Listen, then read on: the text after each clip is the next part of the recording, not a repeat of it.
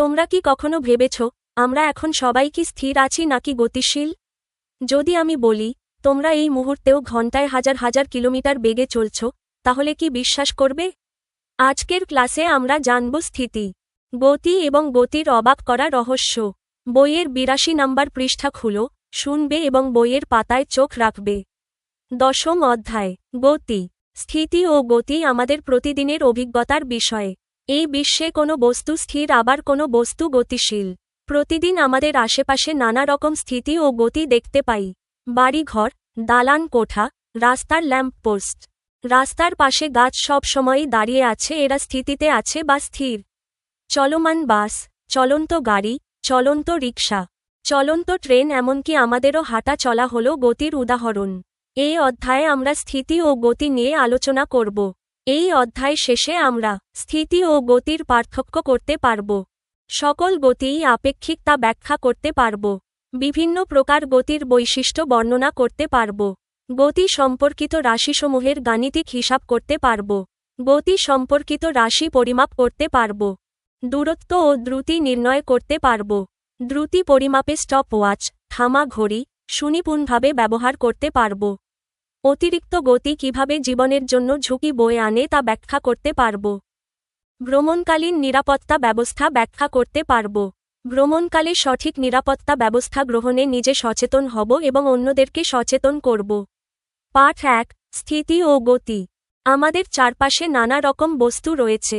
এদের অনেকে স্থির রয়েছে, অর্থাৎ স্থিতিতে রয়েছে, যেমন ঘরবাড়ি, দালান কোঠা, গাছ, রাস্তার পাশে ল্যাম্প পোস্ট ইত্যাদি। এরা এক জায়গায় স্থির দাঁড়িয়ে আছে। চিত্র ১০.১ স্থির অবস্থা। আবার অনেক বস্তু আছে যা চলমান বা এদের গতি আছে, যেমন চলমান ট্রেন, চলন্ত বাস ও গাড়ি, চলমান সাইকেল ও রিকশা, হেঁটে চলা লোক ইত্যাদি। চিত্র ১০.২ গতিশীল অবস্থা। এবার আসা যাক আমরা স্থিতি ও গতি বলতে কি বুঝি। মনে কর আনুশেক রাস্তার এক পাশে বাসস্ট্যান্ডে দাঁড়িয়ে আছে। আনুশেক বলছে রাস্তার পাশের গাছপালা, ঘরবাড়ি, রাস্তার ল্যাম্পপোস্ট ও বাসস্টপ সবই স্থির রয়েছে। সে কেন এ কথা বলছে? বলতে পারবে? আনুশে এ কথা বলছে কারণ এসব বস্তু তার সাপেক্ষে সময়ের সাথে অবস্থান পরিবর্তন করছে না। তাই কোনো বস্তু যদি সময়ের সাথে পর্যবেক্ষকের সাপেক্ষে অবস্থান পরিবর্তন না করে তাহলে তা স্থির এবং বস্তুর ওই অবস্থাকে বলা হয় স্থিতি। কাজ, হাত দিয়ে একটি কলম ধরে রাখো। তোমার আশেপাশের বস্তুগুলোর সাপেক্ষে কলমের অবস্থানের কোনো পরিবর্তন হচ্ছে কিনা তুলনা করো। তোমার হাতে ধরে থাকা কলমের আশেপাশের প্রত্যেক বস্তু, যেমন তোমার চেয়ার, টেবিল, তোমার বই, খাতা ও ঘরের সবকিছু থেকে এই কলমের একটি নির্দিষ্ট দূরত্ব ও দিক আছে। কলমের আশেপাশের সকল বস্তুর তুলনায় কলমটির অবস্থান নির্দিষ্ট। সময়ের সাথে কলমটির অবস্থানের কোনো পরিবর্তন হচ্ছে না। আমরা বলি পারিপার্শ্বিকের সাপেক্ষে কলমটি স্থির। কলমটির স্থির থাকার এই ঘটনাই হচ্ছে স্থিতি। সুতরাং সময়ের সাথে পর্যবেক্ষকের সাপেক্ষে কোনো বস্তুর অবস্থান পরিবর্তন না করা হল স্থিতি। এবার আরেকটি ঘটনা ধরা যাক। আরিয়ান একটি রেল স্টেশনে দাঁড়িয়ে ট্রেনের জন্য অপেক্ষা করছে। তার সামনে দিয়ে একটা ট্রেন স্টেশন অতিক্রম করে চলে গেল। তা দেখে সে বলল যে ট্রেনটি গতিশীল, কারণ তার সাপেক্ষে ট্রেনটির অবস্থান প্রতিক্ষণেই পরিবর্তিত হচ্ছে। অর্থাৎ আরিয়ানের সাপেক্ষে ট্রেনটি প্রতিক্ষণেই অবস্থান পরিবর্তন করছে। কাজ, তোমার হাতে ধরা কলমটিকে এদিক সেদিকে নাড়তে থাকো। আশপাশের সকল বস্তুর সাপেক্ষে কলমের অবস্থানের কোনো পরিবর্তন ঘটছে কিনা তুলনা করো। কলমের আশেপাশের প্রত্যেকটি বস্তু থেকে কলমের দূরত্ব ও দিক ক্রমাগত পরিবর্তিত হচ্ছে। সময়ের সাথে কলমটির অবস্থানের পরিবর্তন হচ্ছে। আমরা বলি পারিপার্শ্বিকের সাপেক্ষে কলমটি গতিশীল। সুতরাং কোনো বস্তু যদি পর্যবেক্ষকের সাপেক্ষে অবস্থান পরিবর্তন করে, তখন বস্তুটিকে গতিশীল বলা হয় এবং বস্তুর এই অবস্থাকে বলা হয় গতি। আমাদের চারপাশে এমন অনেক গতির উদাহরণ হল চলমান বাস, কোনো ব্যক্তির দৌড়ে চলা, পাখি উড়ে যাওয়া, ফুটবল গড়িয়ে যাওয়া, গাছ থেকে ফল পড়া ইত্যাদি। তোমরাও এরকম গতির অনেক উদাহরণ দিতে পারবে। বল তো এরকম আর কি কি বস্তুর গতি আছে? বইয়ের গতি, মোশন অধ্যায়ের প্রথম পাঠের একটি চমৎকার সূচনা। এখানে অত্যন্ত সহজ ও বাস্তবসম্মত উদাহরণের মাধ্যমে স্থিতি, রেস্ট, এবং গতি, মোশন, এই দুটি মৌলিক ধারণা ব্যাখ্যা করা হয়েছে। এই পাঠের মূল বিষয়বস্তুগুলোকে আরও সহজ, আকর্ষণীয় এবং পরীক্ষার উপযোগী করে নিচে বিশ্লেষণ ও সাজিয়ে দেওয়া হল। 1. স্থিতি ও গতি, রেস্ট অ্যান্ড মোশন। পারিপার্শ্বিক বা কোনো নির্দিষ্ট পর্যবেক্ষকের সাপেক্ষে সময়ের সাথে কোনো বস্তুর অবস্থানের পরিবর্তন হওয়া বা না হওয়ার ওপর ভিত্তি করে বস্তুর অবস্থাকে দুই ভাগে ভাগ করা যায়। বিষয়: স্থিতি, রেস্ট। গতি, মোশন। সংজ্ঞা: সময়ের সাথে পর্যবেক্ষকের সাপেক্ষে কোনো বস্তুর অবস্থান পরিবর্তন না করাকে স্থিতি বলে। সময়ের সাথে পর্যবেক্ষকের সাপেক্ষে কোনো বস্তুর অবস্থান পরিবর্তন করাকে গতি বলে। অবস্থা: বস্তু স্থির থাকে, বস্তু চলমান থাকে। বাস্তব উদাহরণ: ঘরবাড়ি, গাছপালা, রাস্তার ল্যাম্পপোস্ট, চেয়ার টেবিল। চলন্ত বাস, উড়ন্ত পাখি, গড়িয়ে যাওয়া ফুটবল, পড়ন্ত ফল। 2. পর্যবেক্ষক বা প্রসঙ্গ কাঠামো, ফ্রেম অফ রেফারেন্স। পাঠটিতে আনুশে ও আরিয়ান এর যে উদাহরণ দেওয়া হয়েছে তা থেকে পদার্থবিজ্ঞানের একটি অত্যন্ত গুরুত্বপূর্ণ ধারণা পাওয়া যায়। সেটি হল প্রসঙ্গ কাঠামো বা পর্যবেক্ষক। প্রসঙ্গ কাঠামো কি? যে সুনির্দিষ্ট বস্তুর বা বিন্দুর সাপেক্ষে অন্য কোনো বস্তুর স্থিতি বা গতি নির্ণয় করা হয় তাকে প্রসঙ্গ কাঠামো বলে। কেন এটি গুরুত্বপূর্ণ? কোনো বস্তু আসলে স্থির নাকি গতিশীল তা পরিমাপ করার জন্য একজন পর্যবেক্ষক বা প্রসঙ্গ কাঠামোর প্রয়োজন। যেমন, স্টেশনে দাঁড়িয়ে থাকা আরিয়ানের সাপেক্ষে ট্রেনটি গতিশীল, কারণ আরিয়ানের সাপেক্ষে ট্রেনের দূরত্ব ও দিক প্রতিনিয়ত কাটাচ্ছিল বা পরিবর্তিত হচ্ছিল। 3. গুরুত্বপূর্ণ পর্যবেক্ষণ ও বাড়ির কাজ, সেলফ অ্যাসেসমেন্ট। আপনার পাঠে দেওয়া কাজগুলোর ওপর ভিত্তি করে ছোট দুটি পরীক্ষা নিজেই করা যায়। পরীক্ষা 1. হাতের কলমটি স্থির রাখা। পর্যবেক্ষণ: যখন আপনি কলমটি হাত দিয়ে ধরে স্থির রাখছেন তখন ঘরের দেয়াল, বই বা টেবিল থেকে কলমটির দূরত্ব ও দিক পাল্টাচ্ছে না। সিদ্ধান্ত: পারিপার্শ্বিকের সাপেক্ষে কলমটি স্থিতি অবস্থায় আছে। পরীক্ষা 2. কলমটি নাড়ানো। পর্যবেক্ষণ: যখন আপনি কলমটি এদিক সেদিকে নাড়াচ্ছেন তখন আপনার চোখ বা ঘরের অন্যান্য জিনিসের সাপেক্ষে কলমটির দূরত্ব ও দিক ক্রমাগত পরিবর্তিত হচ্ছে। সিদ্ধান্ত: পারিপার্শ্বিকের সাপেক্ষে কলমটি এখন গতিশীল। আপনার জন্য একটি চিন্তনমূলক প্রশ্ন, ব্রেইনস্টর্মিং কোয়েশ্চেন। মহাবিশ্বের কোনো বস্তুই কি প্রকৃতপক্ষে সম্পূর্ণ স্থির? ভেবে দেখুন, আমরা যে ঘরবাড়ি বা গাছপালাকে স্থির দেখছি, সেগুলো যে পৃথিবীর ওপর রয়েছে, সেই পৃথিবী নিজেই তো সূর্যের চারপাশে ঘুরছে। তাহলে কি আসলেই কোনো কিছু পরম স্থির, অ্যাবসলিউট রেস্ট হতে পারে? পাঠ 2. স্থিতি ও গতি আপেক্ষিক। কোনো বস্তু এক পর্যবেক্ষকের সাপেক্ষে স্থির থাকলেও একই সঙ্গে অন্য পর্যবেক্ষকের সাপেক্ষে গতিশীল হতে পারে। একটি ঘটনা বিবেচনা করা যাক। আরিয়ান বাসস্টপে দাঁড়িয়ে ছিল। বাসে বসে থাকা একজন যাত্রী বাসের গতিতে তাকে অতিক্রম করে গেল। আরিয়ানের তুলনায় বা সাপেক্ষে বাস ও বাসের যাত্রী গতিশীল, কিন্তু বাসস্টপের পাশে দাঁড়িয়ে থাকা গাছটি তার সাপেক্ষে স্থির। কিন্তু বাসের যাত্রীর নিকট মনে হচ্ছে যে গাছটি তার সাপেক্ষে পিছন দিকে সরে যাচ্ছে।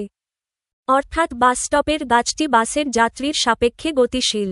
আরিয়ান যদি ওই বাসের যাত্রী হতো তাহলে সে দেখতে পেত যে তার সাপেক্ষে ওই যাত্রীটি স্থির, কিন্তু বাসস্টপের গাছটি তার সাপেক্ষে পিছনের দিকে গতিশীল।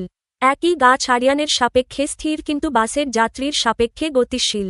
এ থেকে সিদ্ধান্তে আসা যায় যে এই মহাবিশ্বের কোনো বস্তুই পরম স্থিতি বা পরম গতিতে থাকতে পারে না।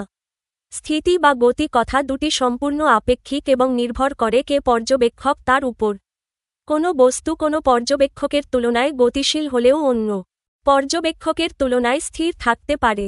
সুতরাং স্থিতি বা গতি পরিমাপের আগে ঠিক করে নিতে হবে কার সাপেক্ষে স্থিতি বা গতি পরিমাপ করা হবে। কাজ: একটি সাইকেল নিয়ে 3 বন্ধু মাঠে যাও। এক বন্ধুকে এক জায়গায় স্থির হয়ে দাঁড়াতে বলো। তুমি সাইকেলের পেছনের সিটে বসো এবং অপর বন্ধুকে সাইকেলটি সোজা চালাতে বলো। তোমরা সাইকেলে চড়া 2 বন্ধু স্থির বন্ধুর সাপেক্ষে প্রতিক্ষণেই অবস্থান পরিবর্তন করছ। স্থির বন্ধুর সাপেক্ষে তোমরা কি গতিশীল? হ্যাঁ, কিন্তু তোমার পাশে বসে সাইকেল চালানো বন্ধুটি কি তোমার সাপেক্ষে গতিশীল? অবশ্যই নয়। সুতরাং সকল গতিই আপেক্ষিক। প্রসঙ্গ কাঠামো: যে পর্যবেক্ষকের সাপেক্ষে গতি বা স্থিতি পরিমাপ করা হয় তাকে বলা হয় প্রসঙ্গ কাঠামো। সুতরাং প্রসঙ্গ কাঠামো হল এমন কোনো সুনির্দিষ্ট বস্তু বা বিন্দু যার সাপেক্ষে বস্তুর স্থিতি বা গতি নির্ণয় করা হয়। প্রসঙ্গ কাঠামো হতে পারে যে কোনো ব্যক্তি, যে কোনো বস্তু, যে কোনো স্থান, কিন্তু সকল ক্ষেত্রেই এদের সুনির্দিষ্ট হতে হবে। তুমি যদি তোমার বাড়ির সাপেক্ষে একটা রিকশার গতিবেগ মাপতে চাও, এক্ষেত্রে তোমার বাড়ি হবে প্রসঙ্গ কাঠামো। পৃথিবীর সাপেক্ষে চাঁদের বেগ জানতে চাইলে পৃথিবী হবে প্রসঙ্গ কাঠামো। আমরা জানি সমগ্র বিশ্বজগৎ গতিশীল। মনে কর, তুমি তোমার বিছানায় শুয়ে আছো। তুমি অবশ্যই বলবে যে তুমি ভূমির সাপেক্ষে স্থির আছো বা স্থিতিতে আছো। কিন্তু পৃথিবী নিজেই তার অক্ষের চারদিকে ঘুরছে। সুতরাং পৃথিবীর সাথে তুমি গতিতে আছো বা গতিশীল। পাঠ 3 ও 4। নানা প্রকার গতি। গতিকে বিভিন্নভাবে শ্রেণীকরণ করা যেতে পারে। যেমন ক. চলন গতি, খ. ঘূর্ণন গতি, গ. জটিল গতি, ঘ. পর্যাবৃত্ত গতি, উম. স্পন্দন গতি বা দোলন গতি। চলন গতি। মনে কর, একটা বাক্স কাঠের মেঝের উপর দিয়ে ঠেলে নিয়ে যাওয়া হচ্ছে। এই ক্ষেত্রে বাক্সের এ বিন্দু বি বিন্দুতে সরে গেছে এবং সি বিন্দু চলে গেছে ডি বিন্দুর উপর। এর সকল বিন্দু একই মাপ বরাবর একই দূরত্ব CD পরিমাণ সরে গেছে। এটি হল চলন গতির উদাহরণ। চিত্র 10.3 চলন গতি। সুতরাং চলন গতি হল সে গতি যেখানে কোনো বস্তু এমনভাবে চলে যে এর সকল কণা বা বিন্দু একই সময়ে একই দিকে সমান দূরত্ব অতিক্রম করে। কাজ। একটি ইট সংগ্রহ করো। তোমাদের শ্রেণীকক্ষের টেবিলের উপর ইটটি একটি নির্দিষ্ট বিন্দু এতে রাখো। চক দিয়ে দাগ দিয়ে ইটের সামনের ও পিছনের প্রান্ত টেবিলের উপর চিহ্নিত করো। এখন বস্তুটিকে সামনের দিকে ঠেলে একটি নির্দিষ্ট দূরত্ব পর্যন্ত নিয়ে যাও। এবার টেবিলে চিহ্নিত ইটের সামনের প্রান্ত থেকে ইটের নতুন অবস্থানের সামনের প্রান্ত এবং শেষ প্রান্ত থেকে শেষ প্রান্ত পর্যন্ত মেপে দেখো। দেখা যাবে যে দুটি দূরত্ব সমান। এরকম মধ্যবিন্দু থেকে মধ্যবিন্দু মাপলে দূরত্ব একই পাবে। টেবিলের ড্রয়ারের গতি, ঢালু তল দিয়ে কোনো বাক্স পিছলে পড়ার গতি, লেখার সময় হাতের গতি, এগুলো সবই চলন গতি। চলন গতিকে দুটি ভাগে ভাগ করা যায়, 1. সরল গতি ও 2. বক্র গতি। যখন আমরা লিখি তখন আমাদের হাত কখনো সোজা বা সরল রেখায় অগ্রসর হয়, আবার কখনো বক্ররেখায় অগ্রসর হয়। চিত্র 10.4 সরল গতি। যখন কোনো বস্তু সরলরেখা বরাবর চলে তখন একে সরল রৈখিক গতি বলে। আবার কোনো বস্তু যখন বক্রপথে চলে তখন এর গতি হয় বক্রগতি। চিত্র 10.5 বজ্রগতি। কাজ। কোনো বন্ধুকে শ্রেণীকক্ষের এক প্রান্ত থেকে অন্য প্রান্তে সোজা হেঁটে যেতে বলো। এটা হলো সরল রৈখিক গতি। আরেক বন্ধুকে আঁকাবাঁকা পথে শ্রেণীকক্ষের এক প্রান্ত থেকে অন্য প্রান্তে যেতে বলো। এটা হলো বক্রগতি। 1. স্থিতি ও গতি আপেক্ষিক, relativity of rest and motion. মহাবিশ্বের কোনো কিছুই পরম, অ্যাবসলিউট, স্থির বা পরম গতিশীল নয়। সবকিছুই নির্ভর করে আমরা কার সাপেক্ষে পরিমাপ করছি তার উপর। উদাহরণ দিয়ে বোঝা যাক। বাসস্টপের উদাহরণ। আরিয়ান বাসস্টপে দাঁড়িয়ে আছে। তার সাপেক্ষে পাশের গাছটি স্থির। কিন্তু চলন্ত বাসের যাত্রীর সাপেক্ষে গাছটি গতিশীল, পেছনের দিকে সরে যাচ্ছে। একই গাছ একজনের সাপেক্ষে স্থির, অন্যজনের সাপেক্ষে গতিশীল। সাইকেলের উদাহরণ। আপনি যখন বন্ধুর সাথে সাইকেলে যাচ্ছেন তখন মাঠের দাঁড়িয়ে থাকা বন্ধুর সাপেক্ষে আপনারা দুজনেই গতিশীল। কিন্তু আপনার পাশে যে সাইকেল চালাচ্ছে তার সাপেক্ষে আপনি নিজে স্থির, কারণ আপনাদের মধ্যকার দূরত্ব পরিবর্তন হচ্ছে না। সিদ্ধান্ত। এই মহাবিশ্বে পরম স্থিতি বা পরম গতি বলতে কিছু নেই। স্থিতি বা গতি সম্পূর্ণ আপেক্ষিক। 2. প্রসঙ্গ কাঠামো, ফ্রেম অফ রেফারেন্স। গতির আপেক্ষিকতা বুঝতে গেলে সবচেয়ে গুরুত্বপূর্ণ শব্দ হল প্রসঙ্গ কাঠামো। সংজ্ঞা। যে সুনির্দিষ্ট বস্তু বা বিন্দুর সাপেক্ষে অন্য কোনো বস্তুর স্থিতি বা গতি নির্ণয় করা হয় তাকে প্রসঙ্গ কাঠামো বলে। বৈশিষ্ট্য। এটি যে কোনো ব্যক্তি, বস্তু বা স্থান হতে পারে, তবে তাকে অবশ্যই সুনির্দিষ্ট হতে হবে। উদাহরণ। ঘরের টেবিলের সাপেক্ষে বইয়ের গতি মাপলে টেবিল হল প্রসঙ্গ কাঠামো। সূর্যের সাপেক্ষে পৃথিবীর গতি পরিমাপ করলে সূর্য হল প্রসঙ্গ কাঠামো। 3. নানা প্রকার গতি, চলন গতি, ট্রান্সলেশনাল মোশন। পাঠ্যবই অনুযায়ী গতির বিভিন্ন প্রকারভেদের মধ্যে অন্যতম হল চলন গতি। চলন গতি কি?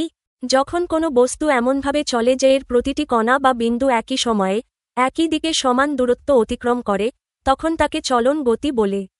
বাস্তব উদাহরণ। টেবিলের ড্রয়ার টানা বা বন্ধ করা। ঢালু রাস্তা বা তল দিয়ে কোনো বাক্স পিছলে পড়া।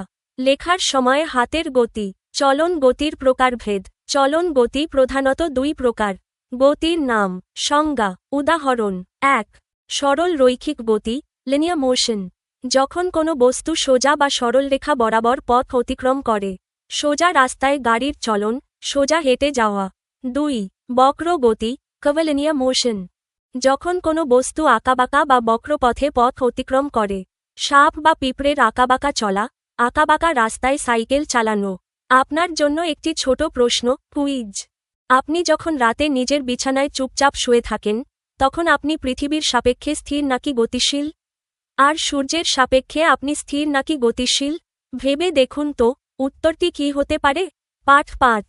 ঘূর্ণনগতি। তোমার শ্রেণীকক্ষের সিলিং ফ্যানের গতি লক্ষ্য করো। চিত্রটি দেখ। এখানে ঘূর্ণায়মান বৈদ্যুতিক পাখার ব্লেডের ঘূর্ণনের ফলে ক বিন্দু বিন্দুতে, খ বিন্দু ক রথ বিন্দুতে এবং গ বিন্দু রোগ বিন্দুতে স্থানান্তরিত হয়েছে। পাখার প্রতিটি বিন্দু পাখার কেন্দ্রের চারদিকে ভিন্ন ভিন্ন ব্যাসার্ধের বৃত্তাকার পথে চলেছে। পাখার এই গতিই হল ঘূর্ণন গতির উদাহরণ। বৈদ্যুতিক পাখা চালিয়ে ঘূর্ণনগতি পর্যবেক্ষণ করো। চিত্র 10.6। ঘূর্ণনগতি। কাজ, স্কুলের মাঠে যাও। বাঁশের খুঁটিটি শক্ত করে মাটিতে পোত। এক হাত দিয়ে বাঁশটি শক্ত করে ধরে, বাঁশের চারদিকে ঘুরতে থাকো। এই গতি হল ঘূর্ণন গতির উদাহরণ। চিত্র 10.7। ঘূর্ণনগতি। ঘূর্ণন গতি, রোটেশনাল মোশন, কি? যখন কোনো বস্তু একটি নির্দিষ্ট বিন্দু বা অক্ষকে কেন্দ্র করে তার চারদিকে ঘোরে এবং বস্তুর কণাগুলো বিভিন্ন ব্যাসার্ধের বৃত্তাকার পথে চলে, তখন সেই গতিকে ঘূর্ণন গতি বলে। সিলিং ফ্যানের উদাহরণ দিয়ে বোঝা যাক।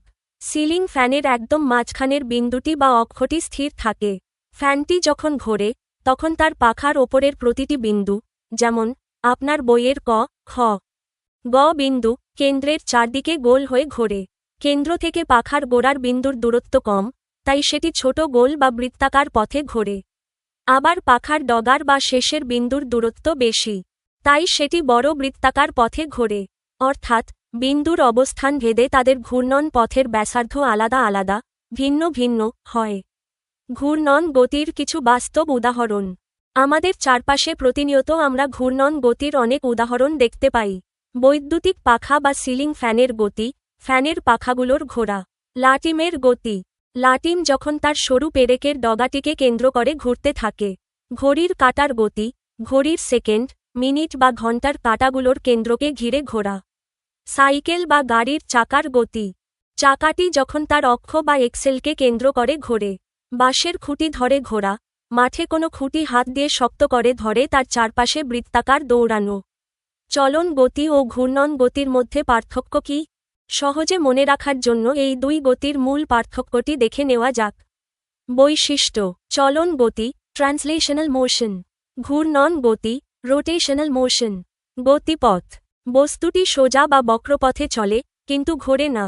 বস্তুটি একটি নির্দিষ্ট কেন্দ্র বা অক্ষের চারপাশে বৃত্তাকার ঘোরে।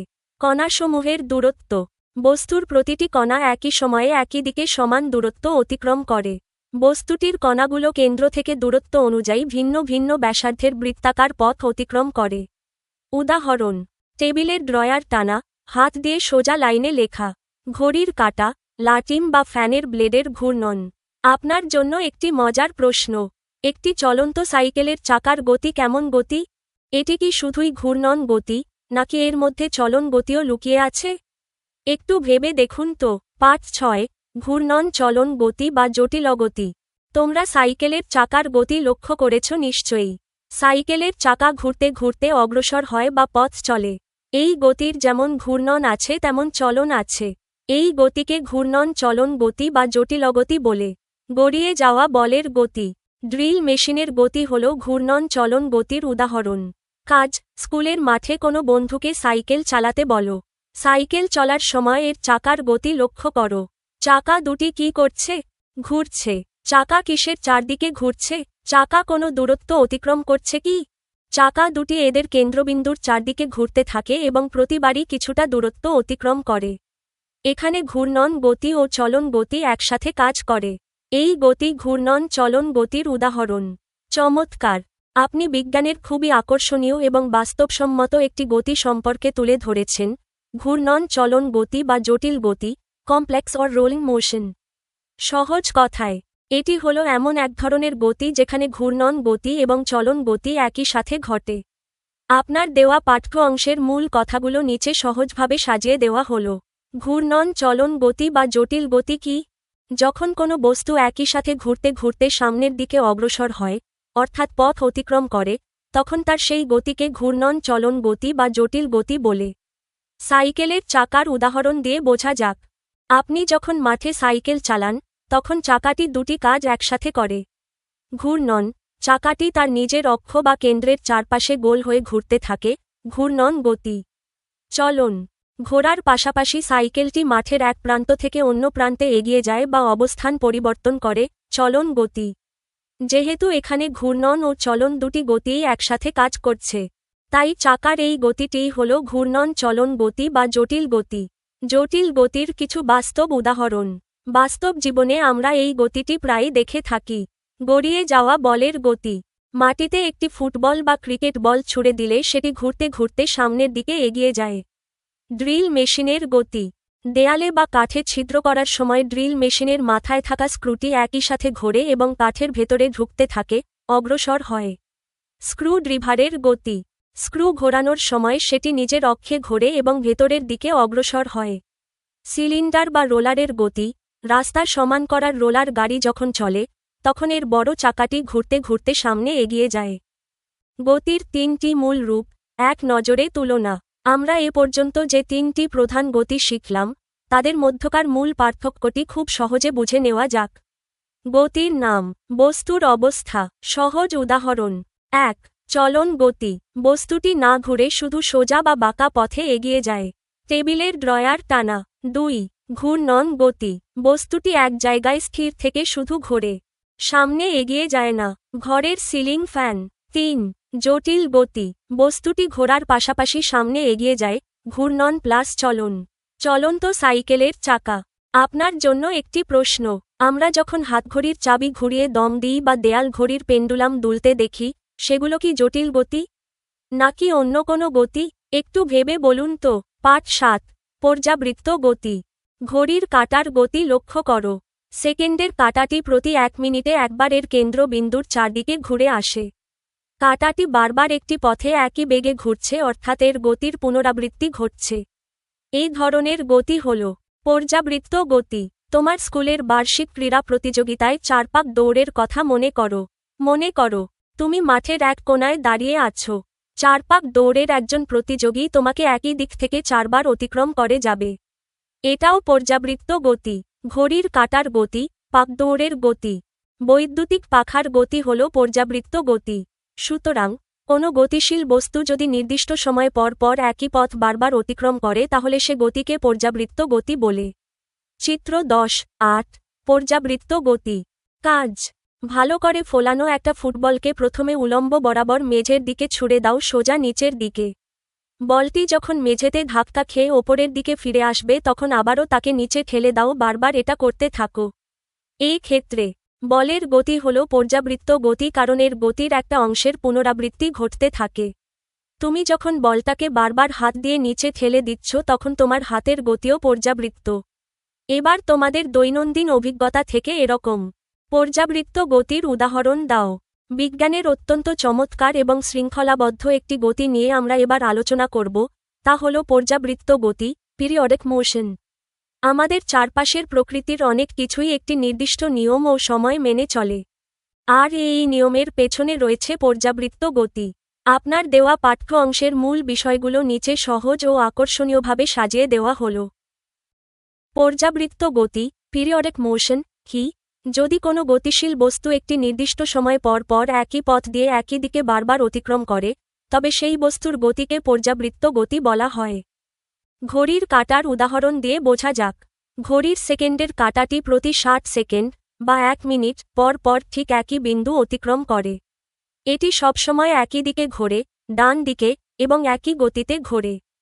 যেহেতু কাঁটাটি একটি নির্দিষ্ট সময় ১ মিনিট পর পর একই পথ বারবার অতিক্রম করছে, তাই এটি একটি পর্যাবৃত্ত গতি। পর্যাবৃত্ত গতির কিছু বাস্তব উদাহরণ। বইয়ের উদাহরণের বাইরেও আমাদের জীবনে পর্যাবৃত্ত গতির অনেক ব্যবহার রয়েছে। বৈদ্যুতিক পাখার গতি। ফ্যানটি যখন নির্দিষ্ট গতিতে ঘোরে, তখন তার পাখাগুলো একই পথ বারবার অতিক্রম করে। ফুটবল ড্রিবলিং বা বাউন্স করার গতি। আপনি যখন হাত দিয়ে একটি ফুটবলকে বারবার মেঝেতে ড্রিবল করেন, তখন বলটি এবং আপনার হাত উভয়ের গতিই একটি নির্দিষ্ট সময় পর পর একই ঘটনার পুনরাবৃত্তি ঘটায়। বার্ষিক ক্রীড়া প্রতিযোগিতার দৌড়, 4 পাক দৌড়ের সময় একজন প্রতিযোগী যখন মাঠের একটি নির্দিষ্ট কোণ বা দর্শককে বারবার একই দিক থেকে অতিক্রম করে যায়। পৃথিবীর বার্ষিক গতি। সূর্যকে কেন্দ্র করে পৃথিবীর চারদিকে ঘুরে আসতে ঠিক 365 দিন 6 ঘন্টা সময় লাগে। প্রতি বছর এই গতির পুনরাবৃত্তি ঘটে। হৃৎপিণ্ডের স্পন্দন। আমাদের বুকের ভেতর হৃৎপিণ্ড যে নির্দিষ্ট সময় পর পর সংকুচিত ও প্রসারিত বিট দেয় হয়, তাও এক ধরনের পর্যাবৃত্ত গতি। ঘূর্ণন গতি ও পর্যাবৃত্ত গতির মধ্যে পার্থক্য কি?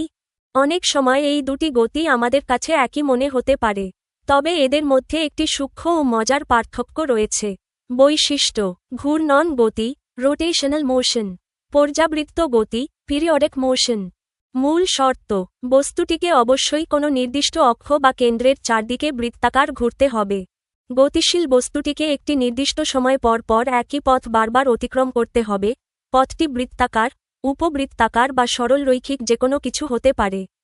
পথের ধরন সবসময় বৃত্তাকার বা গোলাকার হয়।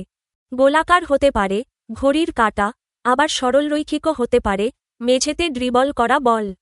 সহজ কথা: সব ঘূর্ণন গতিই পর্যাবৃত্ত গতি, কারণ ফ্যান বা ঘড়ির কাঁটা ঘোরার সময় নির্দিষ্ট সময় পর পর একই জায়গায় ফিরে আসে, কিন্তু সব পর্যাবৃত্ত গতি ঘূর্ণন গতি নয়, যেমন পেন্ডুলামের দোলন বা মেঝেতে বল ড্রিবল করা। আপনার জন্য একটি প্রশ্ন: আমরা যখন আমাদের ফুসফুস দিয়ে শ্বাস প্রশ্বাস নিই, বুক ওঠানামা করে, সেটি কি এক ধরনের পর্যাবৃত্ত গতি হতে পারে? একটু ভেবে আপনার মতামত জানান তো। পাঠ 8: দোলন বা স্পন্দন গতি। কাজ: একটি প্লাস্টিকের রুলার নিয়ে একে টেবিলের এক প্রান্তে এমনভাবে রাখো যাতে এর বেশ কিছুটা অংশ, প্রায় অর্ধেক, টেবিলের বাইরে থাকে। এবার এক হাত দিয়ে টেবিলের উপরের রুলারের অংশটি দৃঢ়ভাবে চেপে ধর, যাতে এটি নড়ে চড়ে না যায় এবং নির্দিষ্ট স্থানে স্থির থাকে। অপর হাত দিয়ে রুলারটির টেবিলের বাইরের অংশটি নিচের দিকে টেনে সামান্য নামিয়ে ছেড়ে দাও। চিত্র 10(9) দোলন গতি। তুমি কি দেখছ? টেবিলের বাইরের রুলারের অংশটি উপরে নিচে উঠানামা করছে।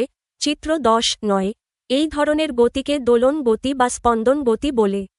কাজ: সুতার এক প্রান্তে ছোট নুড়ি পাথরটিকে বেঁধে ছবির মতো করে টেবিলের এক প্রান্তে ঝুলিয়ে দাও। নুড়ি পাথরটিকে এক পাশে টেনে সামান্য দূরে নিয়ে গিয়ে ছেড়ে দাও।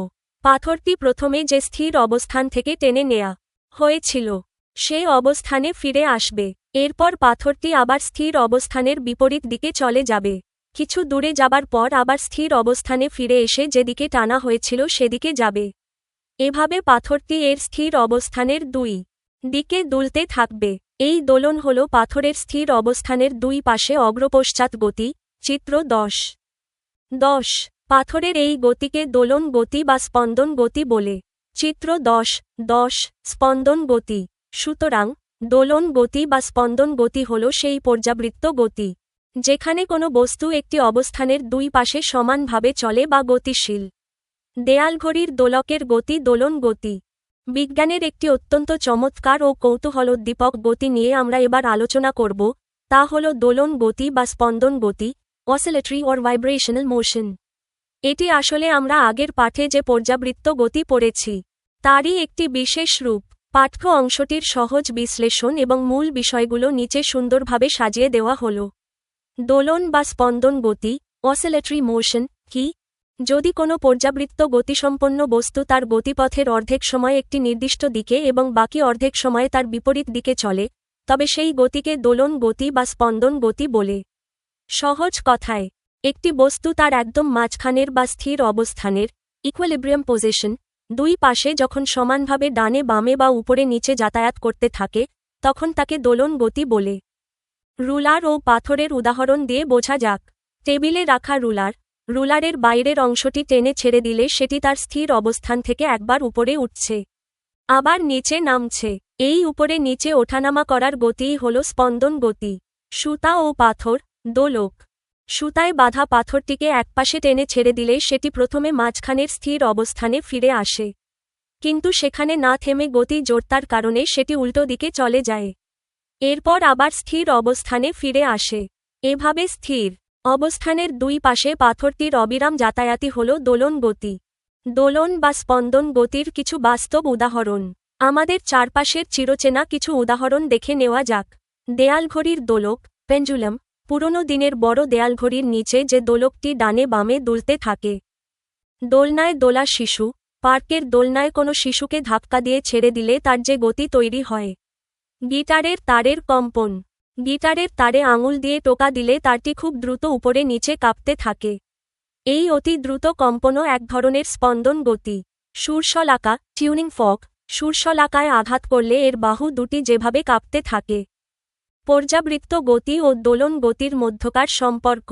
এখানে একটি বিষয় খেয়াল করা খুব জরুরি, সব দোলন গতিই কিন্তু পর্যাবৃত্ত গতি, কিন্তু সব পর্যাবৃত্ত গতি দোলন গতি নয়। কেন সব দোলন গতি পর্যাবৃত্ত গতি? কারণ দোলকটি একটি নির্দিষ্ট সময় পর পর একই পথ দিয়ে বারবার যাতায়াত করে। কেন সব পর্যাবৃত্ত গতি দোলন গতি নয়? যেমন, ঘড়ির সেকেন্ডের কাঁটা সবসময় একই দিকে গোল হয়ে ঘোরে, কখনো অর্ধেক সময় উল্টো দিকে ঘোরে না। তাই এটি পর্যাবৃত্ত গতি হলেও দোলন গতি নয়। অন্যদিকে, দেয়ালঘড়ির পেন্ডুলাম অর্ধেক সময় ডানে এবং বাকি অর্ধেক সময় বামে যায়। তাই এটি একই সাথে পর্যাবৃত্ত এবং দোলন গতি। অধ্যায়ের শেষ কুইজ। মনে করুন, একটি মৌমাছি তার ডানা দ্রুত ঝাপটিয়ে উঠছে। মৌমাছির ডানার এই গতিটি কোন ধরনের গতি হতে পারে? ক. ঘূর্ণন গতি নাকি খ. স্পন্দন গতি? ঝটপট ভেবে উত্তর দিন তো। পাঠ ৯, দূরত্ব ও সরণ। মনে কর, আনিলা কোনো নির্দিষ্ট বিন্দু থেকে 10 মিটার দক্ষিণে গেল। তারপর সে উল্টা দিকে ঘুরে উত্তর দিকে 4 মিটার গেল। এখানে আনিলা দূরত্ব অতিক্রম করল 10 + 4 মিটার বা 14 মিটার। কিন্তু আনিলার সরণ ঘটল মাত্র 10 - 4 মিটার সমান 6 মিটার। চিত্র 10-11 সরণ ও দূরত্ব। কেন? কারণ দূরত্ব হল নির্দিষ্ট বিন্দু থেকে অতিক্রম করা মোট দৈর্ঘ্য। এখানে তা 14 মিটার, আর সরণ হল নির্দিষ্ট বিন্দু থেকে নির্দিষ্ট দিকে অতিক্রম করা সোজাসুজি দূরত্ব, যা হল 10 - 4 মিটার সমান 6 মিটার। সুতরাং দূরত্ব হল যে কোনো দিকে অতিক্রান্ত দৈর্ঘ্য এবং সরণ হল কোনো নির্দিষ্ট দিকে সোজাসুজি বা সরল রেখায় অতিক্রান্ত দূরত্ব। সরণ হল বস্তুটির প্রথম অবস্থান থেকে বস্তুটির শেষ অবস্থান পর্যন্ত সরল রৈখিক দূরত্ব। উদাহরণ, মিসেস রাশিদা সামনের দিকে 7 কিলোমিটার হাঁটলেন। এরপর বাঁক নিয়ে পেছনের দিকে 5 কিলোমিটার হাঁটলেন। তিনি কত কিলোমিটার দূরত্ব অতিক্রম করলেন এবং তার সরণ কত কিলোমিটার হল? চিত্র 10-12 সরণ ও দূরত্ব। মিসেস রাশিদার অতিক্রান্ত দূরত্ব সমান মোট অতিক্রান্ত দূরত্ব সমান 7 কিলোমিটার প্লাস 5 কিলোমিটার সমান 12 কিলোমিটার। মিসেস রাশিদার সরণ সমান সোজা পথে প্রথম থেকে শেষ বিন্দু পর্যন্ত দূরত্ব সমান 7 কিলোমিটার 5 কিলোমিটার 2 কিলোমিটার। সমাধান কর। রাশেদ সাহেব সকালবেলা উত্তর দিকে 4 কিলোমিটার সাইকেল চালিয়ে গেলেন। অতঃপর বাঁক নিয়ে দক্ষিণ দিকে 7 কিলোমিটার এলেন। তিনি কত কিলোমিটার দূরত্ব অতিক্রম করলেন এবং তার সরণ কত কিলোমিটার হল? দূরত্ব ও সরণ কি? খুব সহজে মনে রাখার জন্য নিচের সংজ্ঞা ও পার্থক্যটি লক্ষ্য করুন। দূরত্ব, ডিস্টেন্স, যে কোনো দিকে অতিক্রান্ত মোট পথের দৈর্ঘ্যই হল দূরত্ব। এর কোনো নির্দিষ্ট দিক নেই। সরণ, ডিসপ্লেসমেন্ট, শুরুর অবস্থান, প্রথম বিন্দু থেকে শেষ অবস্থানের মধ্যকার সোজা বা সরল রৈখিক সর্বনিম্ন দূরত্ব। সরণের একটি নির্দিষ্ট দিক থাকে, শুরুর বিন্দু থেকে শেষ বিন্দুর দিকে। বইয়ের উদাহরণ দুটির সহজ ব্যাখ্যা। 1. আনিলার ক্ষেত্রে, আনিলা প্রথমে দক্ষিণে গেল 10 মিটার, তারপর উল্টো ঘুরে উত্তরে এল 4 মিটার। দূরত্ব, মোট যতটুকু হেঁটেছে সমান 10 + 4 সমান 14 মিটার। সরণ, শুরুর বিন্দু থেকে এখন সে কতটুকু দূরে আছে? যেহেতু সে কিছুটা ফিরে এসেছে, তাই তার সরণ সমান 10 - 4 সমান 6 মিটার, দক্ষিণ দিকে। 2. মিসেস রাশিদার ক্ষেত্রে, তিনি সামনে গেলেন 7 কিলোমিটার, পেছনে ফিরলেন 5 কিলোমিটার। দূরত্ব, মোট পথ সমান 7 + 5 সমান 12 কিলোমিটার। সরণ, শুরুর স্থান থেকে সরলরৈখিক দূরত্ব সমান 7 - 5 সমান 2 কিলোমিটার, সামনের দিকে। এবার সমাধান করা যাক আপনার দেওয়া গাণিতিক সমস্যাটি। উদ্দীপক: রাশেদ সাহেব সকালবেলা উত্তর দিকে 4 কিলোমিটার সাইকেল চালিয়ে গেলেন। অতঃপর বাঁক নিয়ে দক্ষিণ দিকে 7 কিলোমিটার এলেন। তিনি কত কিলোমিটার দূরত্ব অতিক্রম করলেন এবং তার সরণ কত কিলোমিটার হল? সমাধান: 1. অতিক্রান্ত দূরত্ব নির্ণয়। আমরা জানি দূরত্ব হল যে কোনো দিকে অতিক্রান্ত মোট পথের দৈর্ঘ্য। রাশেদ সাহেব প্রথমে উত্তর দিকে গেলেন সমান 4 কিলোমিটার, এরপর দক্ষিণ দিকে এলেন সমান 7 কিলোমিটার। মোট অতিক্রান্ত দূরত্ব সমান 4 কিলোমিটার প্লাস 7 কিলোমিটার সমান 11 কিলোমিটার। 2. সরণ নির্ণয়। আমরা জানি সরণ হল শুরুর অবস্থান থেকে শেষ অবস্থানের মধ্যকার সরলরৈখিক সরাসরি দূরত্ব। রাশেদ সাহেব যাত্রা শুরু করেছিলেন একটি নির্দিষ্ট বিন্দু থেকে। তিনি প্রথমে উত্তর দিকে গেলেন 4 কিলোমিটার, এরপর সেখান থেকে উল্টো ঘুরে দক্ষিণ দিকে আসলেন 7 কিলোমিটার, অর্থাৎ তিনি তার শুরুর বিন্দু পার হয়ে আরও 7-4 বা 3 কিলোমিটার দক্ষিণ দিকে চলে গেছেন। রাশেদ সাহেবের সরণ সমান 7 কিলোমিটার - 4 কিলোমিটার সমান 3 কিলোমিটার। যেহেতু তিনি শুরুর বিন্দুর সাপেক্ষে এখন দক্ষিণ দিকে অবস্থান করছেন, তাই তার সরণ হবে 3 কিলোমিটার দক্ষিণ দিকে। এক নজরে উত্তর অতিক্রান্ত দূরত্ব 11 কিলোমিটার, সরণ 3 কিলোমিটার দক্ষিণ দিকে। পাঠ 10 দ্রুতি ও বেগ।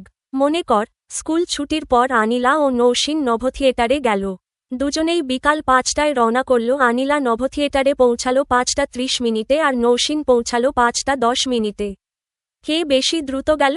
অবশ্যই নৌসিন, কারণ নৌসিন সমপরিমাণ দূরত্ব আনিলার চেয়ে 20 মিনিট কম সময়ে অতিক্রম করেছে। রবিন ও শাহিন তাদের বাড়ি থেকে স্কুলে রওনা করল। রবিন স্কুলে পৌঁছালো 20 মিনিটে, শাহিন পৌঁছালো 40 মিনিটে। রবিনের বাড়ি থেকে স্কুলের দূরত্ব 1600 মিটার এবং শাহিনের বাড়ি থেকে স্কুলের দূরত্ব 2000 মিটার। কে বেশি দ্রুত গেল?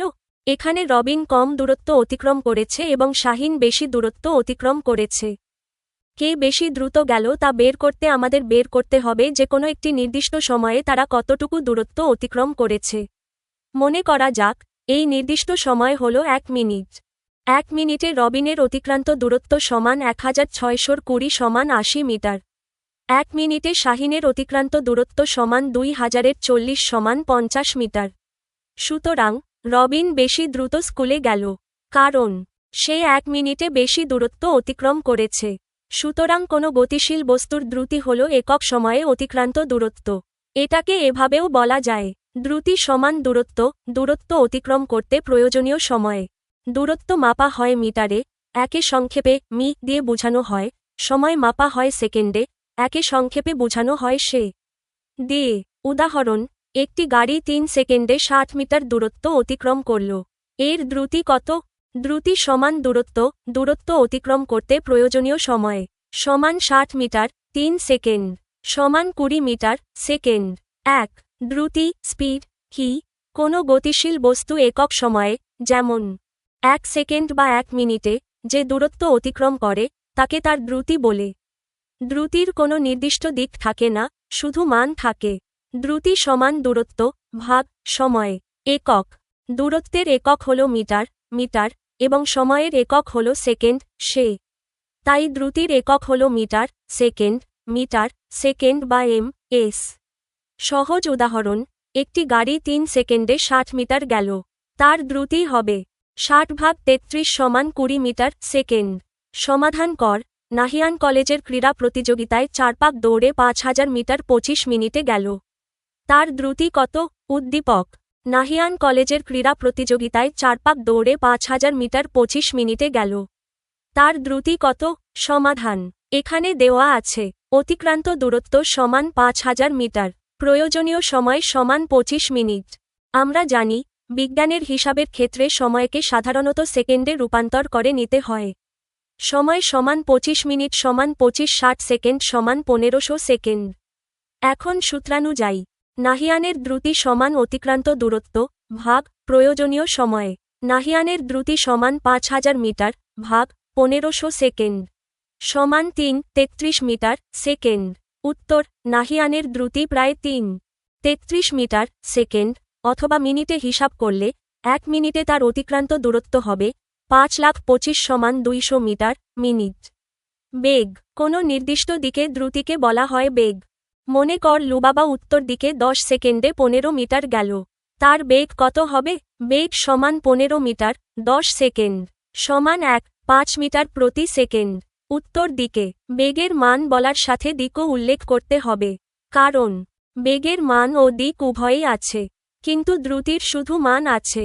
স্কুলের ক্রীড়া প্রতিযোগিতার পাকদৌড়ে প্রতি সেকেন্ডে অতিক্রান্ত দূরত্ব হল দ্রুতির উদাহরণ। এর কোনো নির্দিষ্ট দিক নেই, শুধু মান আছে। নির্দিষ্ট কোনো দিকে 100 মিটার দৌড়ে প্রতি সেকেন্ডে অতিক্রান্ত দূরত্ব হল বেগের উদাহরণ। মনে রেখ, কোনো নির্দিষ্ট বিন্দু থেকে কোনো বস্তুর সরণ হল ওই বিন্দু থেকে নির্দিষ্ট দিকে দূরত্বের সমান। সময়ের সাথে কোনো বস্তুর সরণের পরিবর্তনের হারকে বেগ বলে। 2. বেগ, ভেলোসিটি, কি? কোনো বস্তু নির্দিষ্ট দিকে একক সময়ে যে দূরত্ব অতিক্রম করে, অর্থাৎ সময়ের সাথে সরণের পরিবর্তনের হারকে বেগ বলে। বেগ সমান সরণ ভাগ সময়। পার্থক্য: দ্রুতির ক্ষেত্রে দিক নির্দিষ্ট থাকে না, কিন্তু বেগের ক্ষেত্রে নির্দিষ্ট দিক উল্লেখ করতে হয়। বেগের মান ও দিক উভয়ই আছে। উদাহরণ: লুবাবা উত্তর দিকে 10 সেকেন্ডে 15 মিটার গেল। তার বেগ হবে 1510 সমান 1.5 মিটার সেকেন্ড উত্তর দিকে। এক নজরে দ্রুতি ও বেগের পার্থক্য। বৈশিষ্ট্য: দ্রুতি স্পিড, বেগ ভেলোসিটি। সংজ্ঞা: একক সময়ে অতিক্রান্ত দূরত্ব। নির্দিষ্ট দিকে একক সময়ে অতিক্রান্ত দূরত্ব, সরণের হার। দিক: কোনো নির্দিষ্ট দিক নেই, শুধুমাত্র মান আছে। নির্দিষ্ট দিক আছে, মান ও দিক উভয়ই আছে। সূত্র: দ্রুতি সমান দূরত্ব ভাগ সময়, বেগ সমান সরণ ভাগ সময়। বাস্তব উদাহরণ: স্কুলের মাঠের গোল বা আঁকাবাঁকা দৌড়ের গতি। একদম সোজা ট্র্যাকে 100 মিটার দৌড়ের গতি। পাঠ -11। ত্বরণ: মনে কর, একটি মোটর সাইকেল 20 মিটার সেকেন্ড বেগে চলছিল। চালক অ্যাক্সিলারেটর চাপলেন, ফলে মোটরসাইকেলটি আরও বেশি বেগে যেতে লাগল। মনে করা যাক, প্রতি সেকেন্ডে মোটরসাইকেলের বেগ 5 মিটার সেকেন্ড বাড়ছে। মোটরসাইকেলটির আদি বা প্রাথমিক বেগ ছিল 20 মিটার সেকেন্ড। 1 সেকেন্ড পরে এর বেগ বেড়ে হল 25 মিটার সেকেন্ড। 2 সেকেন্ড পরে এর বেগ বেড়ে হল 30 মিটার সেকেন্ড। 3 সেকেন্ড পরে এর বেগ বেড়ে হল 35 মিটার সেকেন্ড। 4 সেকেন্ড পরে এর বেগ বেড়ে হল 40 মিটার সেকেন্ড। 5 সেকেন্ড পরে এর বেগ বেড়ে হল 45 মিটার সেকেন্ড। প্রতি সেকেন্ডে যে পরিমাণ বেগ বাড়ছে তা হল ত্বরণ। এখানে প্রতি সেকেন্ডে 5 মিটার সেকেন্ড বেগ বাড়ছে, সুতরাং ত্বরণ হল প্রতি সেকেন্ডে 5 মিটার সেকেন্ড। একে 5 মিটার সেকেন্ড লেখা হয়। মোট সময় এবং ওই সময়ে বেগের মোট বৃদ্ধি জানা থাকলে সহজেই ত্বরণ বের করা যায়। এখানে আদি বেগ ছিল 20 মিটার সেকেন্ড, শেষ বেগ ছিল 45 মিটার সেকেন্ড। সুতরাং বেগের মোট বৃদ্ধি 45 - 20 মিটার সেকেন্ড সমান 25 মিটার সেকেন্ড। মোট সময় লেগেছে 5 সেকেন্ড। সুতরাং ত্বরণ সমান বেগের মোট বৃদ্ধি ভাগ মোট সময় সমান 25 মিটার প্রতি সেকেন্ড। 5 সেকেন্ড সমান 5 মিটার প্রতি সেকেন্ড। সুতরাং ত্বরণ হল সময়ের সাথে বেগের বৃদ্ধির হার বা প্রতি একক সময়ে বেগের বৃদ্ধি। 1. ত্বরণ অ্যাক্সেলারেশন কি? সময়ের সাথে কোনো গতিশীল বস্তুর বেগ বৃদ্ধির হারকে ত্বরণ বলে। অর্থাৎ প্রতি সেকেন্ডে কোনো বস্তুর বেগ যতটুকু বৃদ্ধি পায়, সেটাই হল তার ত্বরণ। ত্বরণ সমান বেগের বৃদ্ধি মোট সময়ে। ত্বরণ সমান শেষ বেগ আদি বেগ সময়। একক: বেগের একক হল মিটার সেকেন্ড এবং সময়ের একক হল সে। তাই ত্বরণের একক হল মিটার সেকেন্ড বর্গ, মিটার সেকেন্ড বর্গ বা m²2। বইয়ের উদাহরণটির সহজ গাণিতিক রূপ: আদি বেগ u সমান 20 মিটার সেকেন্ড। 5 সেকেন্ড পর শেষ বেগ v সমান 45 মিটার সেকেন্ড। সময় t সমান 5 সেকেন্ড। বেগের মোট বৃদ্ধি সমান 45 - 20 সমান 25 মিটার সেকেন্ড। ত্বরণ সমান 25 মিটার সেকেন্ড 5 সেকেন্ড সমান 5 মিটার সেকেন্ড ক্যারেট 2। এর মানে হল প্রতি সেকেন্ডে মোটরসাইকেলটির বেগ 5 মিটার সেকেন্ড করে বেড়েছে। মন্দন: উপরের উদাহরণে মোটরসাইকেলটির বেগ প্রতি সেকেন্ডে 5 মিটার প্রতি সেকেন্ড বাড়ছিল। চালক যদি অ্যাক্সিলারেটর না চেপে ব্রেক চাপতেন তাহলে মোটরসাইকেলটি ধীরগতি হয়ে যেত। এর বেগ হয়তো প্রতি সেকেন্ডে 5 মিটার প্রতি সেকেন্ড কমতে থাকত। মোটরসাইকেলটির বেগ প্রতি সেকেন্ডে যে পরিমাণ কমত তাকে বলা হয় ঋণাত্মক ত্বরণ বা মন্দন। 2. মন্দন ডিসেলারেশন কি? চালকের ব্রেক চাপার ফলে মোটরসাইকেলটি যদি ধীরগতির হয়ে যেত এবং এর বেগ প্রতি সেকেন্ডে কমতে থাকত, তবে তাকে বলা হতো মন্দন। সময়ের সাথে কোনো গতিশীল বস্তুর বেগ হ্রাসের হারকে মন্দন বা ঋণাত্মক ত্বরণ বলে।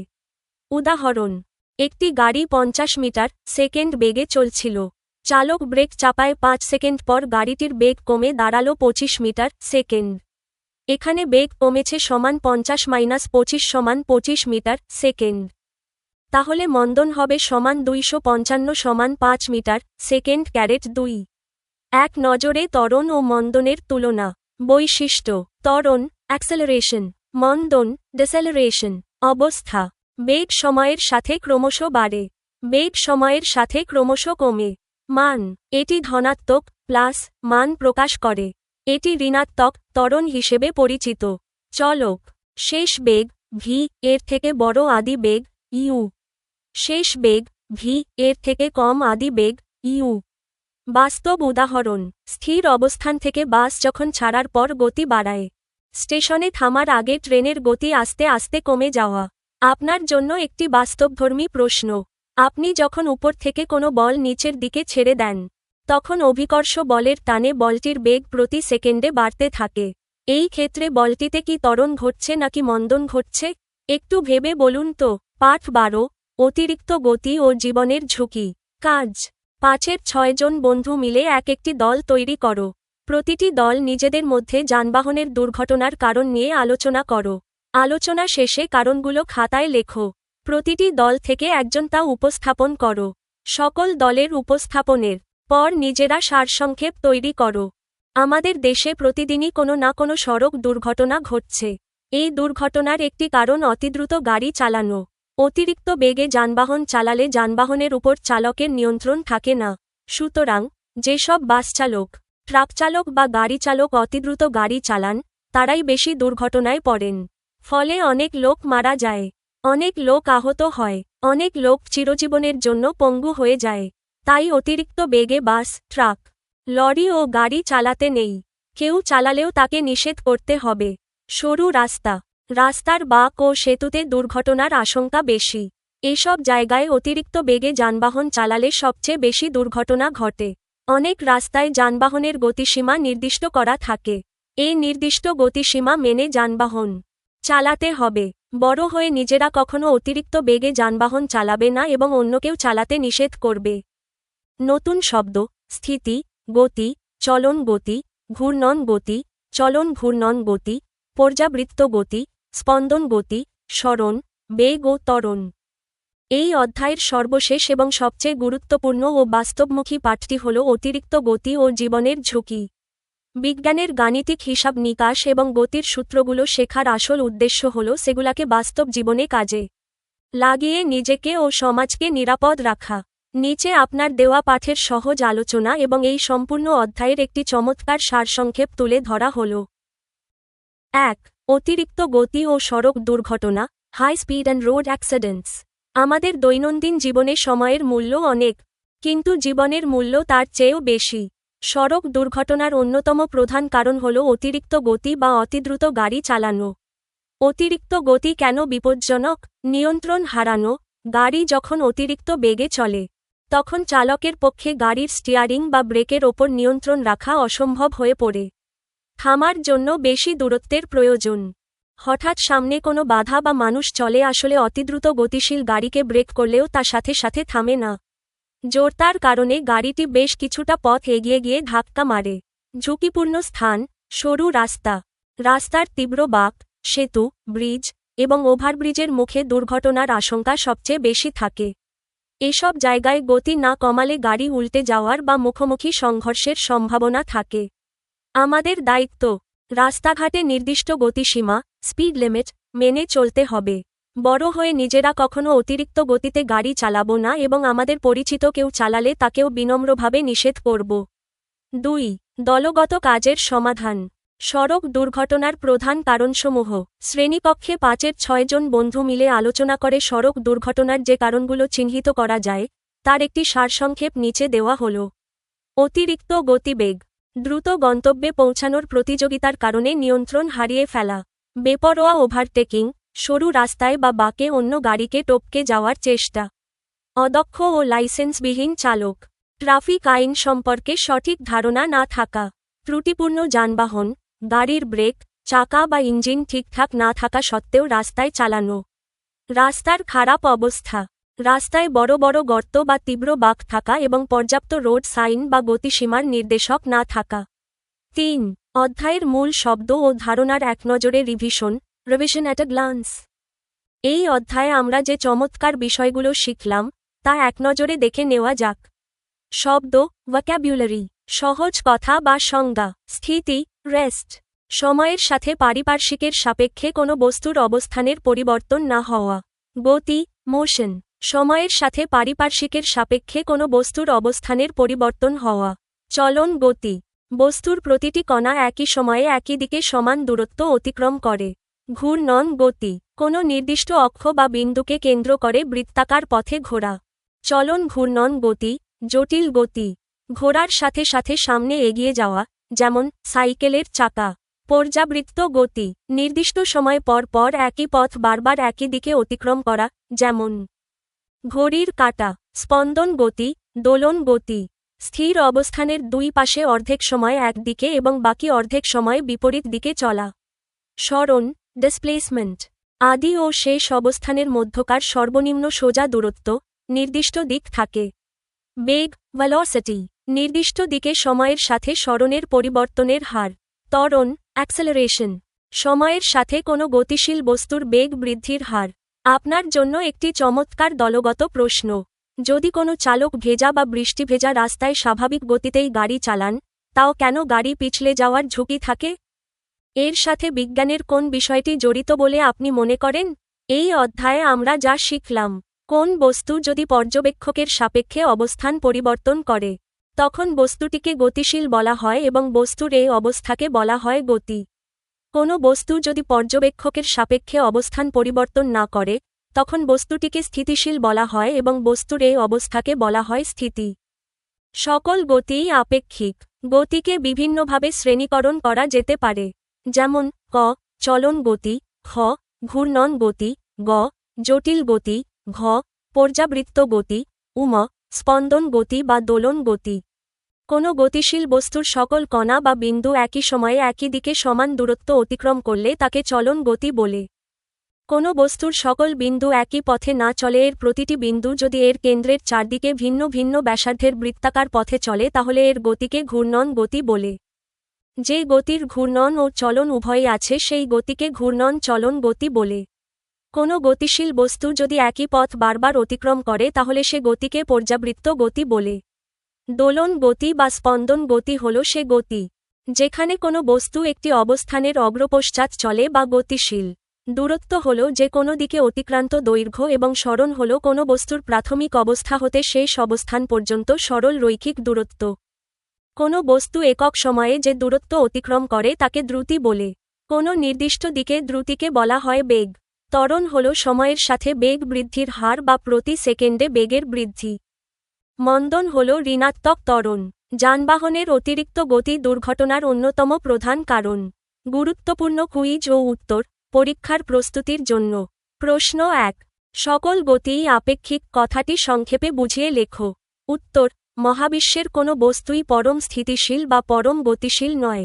একটি বস্তু এক পর্যবেক্ষকের সাপেক্ষে স্থির হলেও অন্য পর্যবেক্ষকের সাপেক্ষে গতিশীল হতে পারে। যেমন, বাসস্টপে দাঁড়িয়ে থাকা আরিয়ানের সাপেক্ষে পাশের গাছটি স্থির হলেও চলন্ত বাসের যাত্রীর সাপেক্ষে গাছটি গতিশীল। তাই বলা যায়, সকল গতিই আপেক্ষিক। প্রশ্ন 2. সরণ ও দূরত্বের প্রধান পার্থক্য কী? উত্তর: তারা চিহ্ন দূরত্ব, যে কোনো দিকে অতিক্রান্ত মোট পথের দৈর্ঘ্য। এর কোনো নির্দিষ্ট দিক নেই। সরণ শুরুর অবস্থান থেকে শেষ অবস্থানের মধ্যকার সোজা বা সরল রৈখিক দূরত্ব। এর একটি নির্দিষ্ট দিক থাকে। প্রশ্ন 3. দ্রুতি ও বেগের মধ্যে সম্পর্ক ও পার্থক্য কী? উত্তর: দ্রুতি ও বেগ উভয়ই একক সময়ে অতিক্রান্ত দূরত্ব নির্দেশ করে। তবে পার্থক্য হল, দ্রুতির কোনো নির্দিষ্ট দিক থাকে না, শুধু মান আছে, কিন্তু নির্দিষ্ট দিকে দ্রুতিকেই বেগ বলা হয়। মান ও দিক উভয়ই আছে। এক নজরে সূত্রের সামারি, ম্যাথমেটিক্যাল ফর্মুলাস।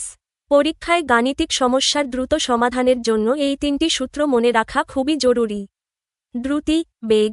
দ্রুতি বা বেগ সমান দূরত্ব বা সরণ ভাগ সময়। ত্বরণ, ত্বরণ সমান শেষ বেগ, আদি বেগ, ভাগ সময়। মন্দন, মন্দন সমান আদি বেগ, শেষ বেগ, ভাগ সময়। নমুনা প্রশ্ন, বহুনির্বাচনী প্রশ্ন।